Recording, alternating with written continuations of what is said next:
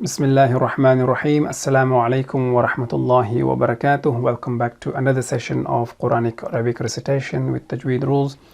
In this session, we will be studying another letter of Arabic alphabet. It is called Ghayn. It is pronounced as Ghayn, and the sound is Gh. Or if you connect it with Hamza Fatha, that would be Agh. Agh. So it's makharij. Makharij is one of the halq, the throat letters, one of the 6 letters, as we explained before. Okay. See here, that's 2 here, 2 here, and 2 there.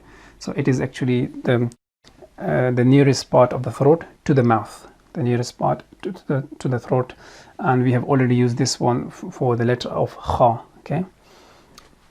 And how it is produced? It is produced by narrowing. It is produced by narrowing the passageway between the back of the tongue and the velum. Okay, so this is the velum. Okay, you can see here the velum. So we are constricting the pathway between the back of the tongue and the velum. Okay, and it creates friction when the air passes through. Create the sound of Ghayn. Okay, so that's the articulation point for Ghayn.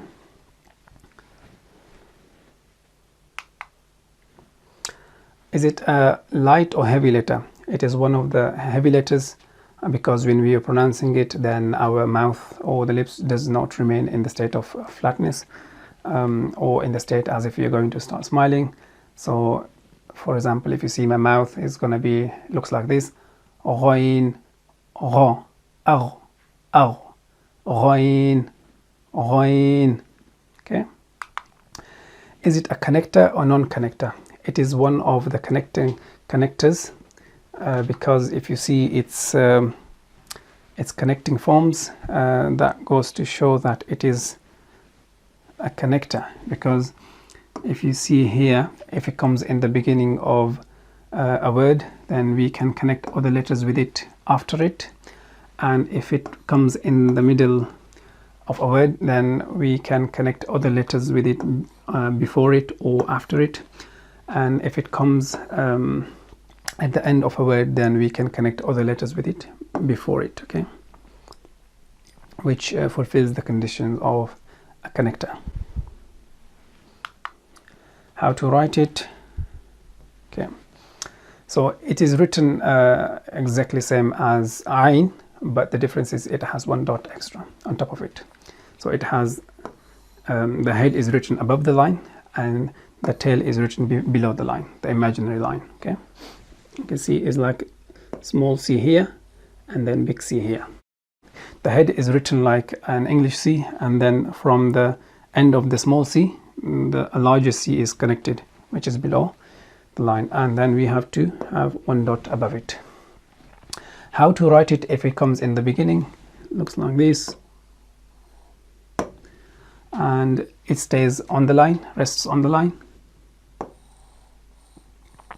Okay, this one, it stays again on the line, and if it comes at the end, the top part remains on the line, rest on the line, and the bottom under the line.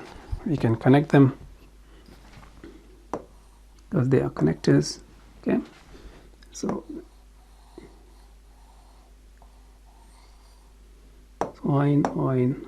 Okay, so the English equivalent, it does not have an English equivalent, because in English we don't use those muscles of the throat, so we don't have one. For transliteration purposes, we will be using GH to represent Ghayn in transliteration of Quran or other texts. This is the end of this session. We will see you in next session, inshallah. Until then, assalamu alaikum wa rahmatullahi wa barakatuh.